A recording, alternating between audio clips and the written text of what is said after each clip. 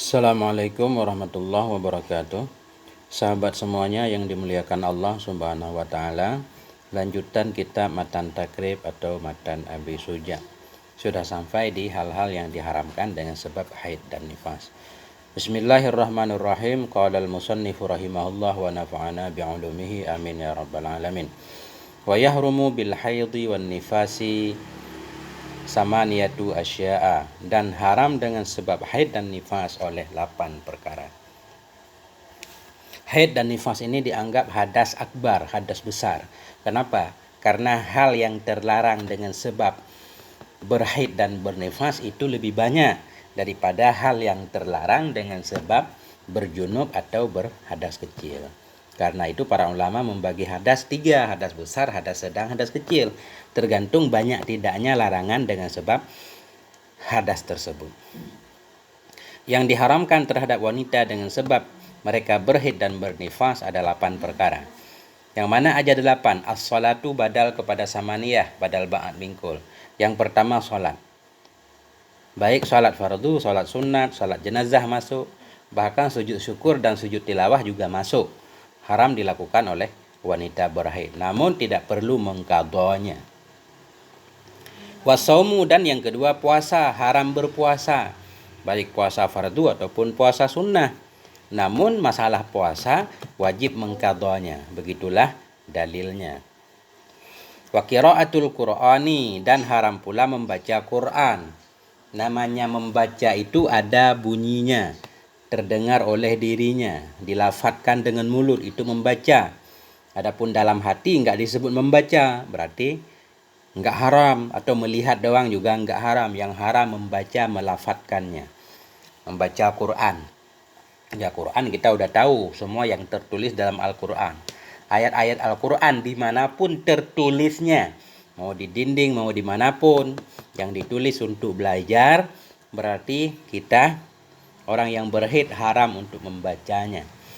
Walaupun ayat Quran tersebut tertulis dalam kitab fiqh untuk dalil sesuatu hukum misalkan, haram membacanya. Walaupun ada juga pendapat dalam mazhab Syafi'i, pendapat yang tidak masyhur, jarang kita ketahui. Ada ulama yang membolehkan baca Quran bagi perempuan yang haid. Alasannya karena haid itu lama, takut wanita lupa ayat Quran. Ya, lama karena haid nggak bisa dihilangkan kalau sebelum waktunya. Kalau berjunub nggak boleh baca Quran, tapi dengan orang yang berjunub mandi hilanglah junubnya. Adapun wanita yang berhaid walaupun dia mandi, haidnya nggak hilang kalau belum habis masanya. Karena itu mereka, ada sebagian ulama, sebagian kecil banget, membolehkan wanita haid membaca. Namun para ulama lain membantah, enggak harus membaca, biar enggak lupa bisa membaca dalam hati. Mereka yang membolehkan lagi, sebagian ulama itu menyatakan begini, dibolehkan kalau seorang wanita itu menjadi guru yang mengajarkan Al-Quran. Jangan sampai pada waktu haid pengajian jadi libur. Jadi dibolehkan untuk melafadzkan Quran. Begitu. Mungkin itu, ya itulah salah satu pendapat. Ada yang menyatakan itu qaul qadim bagi Imam Syafi'i. Namun secara umum para ulama menyatakan tidak boleh bagi orang haid untuk membaca Quran. Wa masul mushafi, dan apalagi yang tidak boleh yaitu menyentuh Quran, wa hamluhu, dan membawanya Quran. Menyentuh Quran. Jadi mushaf di sini maksudnya bukan harus Quran yang utuh 30 juz. Menyentuh sesuatu yang pada sesuatu itu tertulis ayat Quran untuk dipelajari. Apa pada kertas, apa pada apapun, enggak boleh menyentuh Quran dan membawanya. Kemudian wadukhulul masjidi, dan tidak boleh lagi masuk masjid. Ini para ulama mensyaratkan, enggak boleh wanita yang berhaid bernifas masuk masjid in khafat talwisahu, jika khawatir ya takut ia akan kotornya masjid. Jadi mafhumnya bila tidak takut kotor boleh masuk, tapi menetap tetap tidak boleh. Menetap atau mondar-mandir dalam masjid, mau kotor tidak kotor, masjidnya tetap tidak boleh. Ini juga masalah baru. Karena zaman sekarang kan berbeda dengan zaman dulu. Zaman sekarang dipastikan masjid tidak akan kotor. Boleh nggak seorang wanita berada dalam masjid misalkan untuk mendengarkan kajian, untuk belajar, segala macam. Kalau berdasarkan pendapat ini tetap tidak boleh. Tidak boleh wanita menetap dalam masjid. Bahkan masuk saja tidak boleh kalau kotor. Kalau tidak kotor, boleh masuk. Sekarang kita katakan tidak kotor. Berarti boleh masuk tapi nggak boleh menetap di dalamnya. Masuk dari satu pintu, keluar dari pintu yang lain. Ini ada fatwa sekarang, banyak juga ulama yang mengkaji tentang membolehkan wanita tetap dalam masjid untuk mendengarkan kajian dan sebagainya. Ini perlu kajian khusus. Kemudian yang tidak boleh lagi tawafu tawaf. Kenapa tawaf nggak boleh? Karena tawaf itu sama seperti sholat, cuma bedanya dalam tawaf boleh berbicara. Wal watu'u, dan menjima. Wanita yang berhaid nifas itu nggak boleh dijima oleh suaminya. Wal istimta'u, dan istimta. Istimta itu maksudnya main-main atau bersenang-senang. Bima baina surati war rukbah, di antara dengan sesuatu yang ada di antara pusat dan lutut. Intinya ketika wanita haid itu harus dijauhi bagian-bagian tersebut. Coba kita lihat dalil-dalilnya. Jadi yang pertama tadi nih, telah meriwayatkan oleh Imam Bukhari dan oleh Imam Muslim daripada Abi Sa'id radhiyallahu anhu, kata Abi Sa'id, anna Rasulullah, bahwa sungguh Rasulullah sallallahu alaihi wasallam qala, Nabi pernah berkata fil mar'ah, pada seorang wanita, waqad su'ila an nuqsani diniha, dan Nabi ditanyakan tentang kekurangan agamanya wanita. Jadi sebelumnya mungkin Nabi pernah mengatakan kalau wanita itu kurang akal, sehingga orang bertanya apa yang menyebabkan wanita kurang akal, kurang agama. Nabi berkata, alaisa idza hadat lam tusalli wa lam tasum, bukankah apabila berhaid dianya wanita, dia tidak sholat dan tidak puasa? Tidak sholat, tidak puasa ketika wanita berhaid. Ya, maksudnya kurang amalan agamanya. Ini menunjukkan bahwa wanita yang berhaid, dia tidak sholat dan tidak puasa.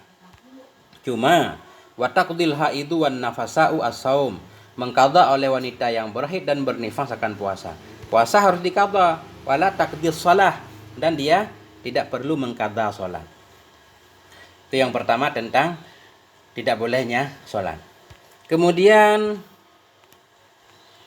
Rawal Bukhari telah meriwayatkan oleh Imam Bukhari dan oleh Imam Muslim, wallafdhu lahu, lafaz Imam Muslim, an Mu'azzah qala, dari Mu'azzah berkata, yanya Mu'azzah, sa'altu Aisyah, aku bertanya kepada Aisyah radhiyallahu anha, faqultu, aku berkata, ma balul haidhi taqdi shaumi wala taqdi shalah, kenapa itu orang yang berhaid dia harus mengqadha puasa dan tidak mengqadha salat? Qalat, berkata yanya Aisyah, karena yusibuna zalika ma'a Rasulillah, adalah telah menimpa kami oleh demikian bersama Rasulullah sallallahu alaihi wasallam. Fa nu'maru bi qada'is shaumi, maka kami diperintah untuk qadha puasa, wala nu'maru bi qada'is shalah, dan kami tidak diperintah untuk mengqadha salat. Jadi katanya memang begitulah anjuran Nabi, perintah Nabi untuk mengqadha puasa dan tidak diperintahkan untuk mengqadha salat. Kipas.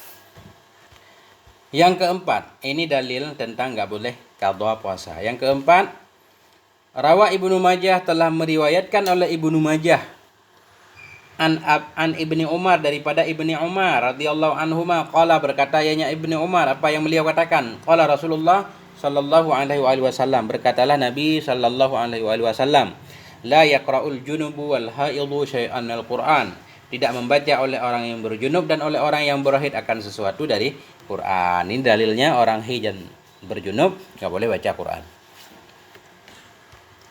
Walaupun dalil diperselisihkan. 5. Liqaulihi ta'ala, yang kelima alasannya karena firman-Nya Allah, maksudnya dalil tentang orang berhaid nggak boleh nyentuh Quran. La yamassuhu ilal mutahharu, tidak menyentuh akannya Quran melainkan oleh orang yang suci.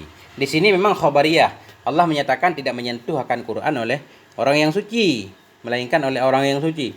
Jadi khabariyah bermakna insya'iyah, bermakna jangan menyentuh akan Quran oleh orang yang bersuci. Begitu kata para ulama. Dan karena hadis Nabi juga, Allah yamassal Qur'ana illa tahirun, bahwa tidak menyentuh akan Quran melainkan oleh orang yang suci. Nah, rawahud Daruqutni marfu'an. Ini hadis tadi meriwayatkan akannya oleh Daruqutni, hadis marfu', juga meriwayatkan oleh Imam Malik dalam kitab Muwatta secara mursal. Dalil apa lagi? Nah ini tadi nggak boleh orang berhaid masuk masjid in khafat talwisahu. Jika takut ia khawatir ia akan mengotorinya masjid. Wa illa jika tidak khawatir kotor. Fayahrumu alaihil maksu, haram kepadanya oleh menetap. Menetap haram. Masuk doang, keluar nggak haram. Wa taradud fihi. Jika tidak khawatir kotor maka haram menetap dan haram mondar-mandir dalam masjid. La mujarradat dukhul. Tidak haram cuma lewat doang. 5 rawahu Abu Dawud, karena hadis Abu Dawud daripada Aisyah radhiyallahu anha an Rasulillah sallallahu alaihi wasallam, apa kata Nabi? La uhillul masjida li haidin wala li junubin. Tidak aku halalkan akan masjid bagi orang yang berhaid, tidak pula bagi orang yang berjunub. Ya.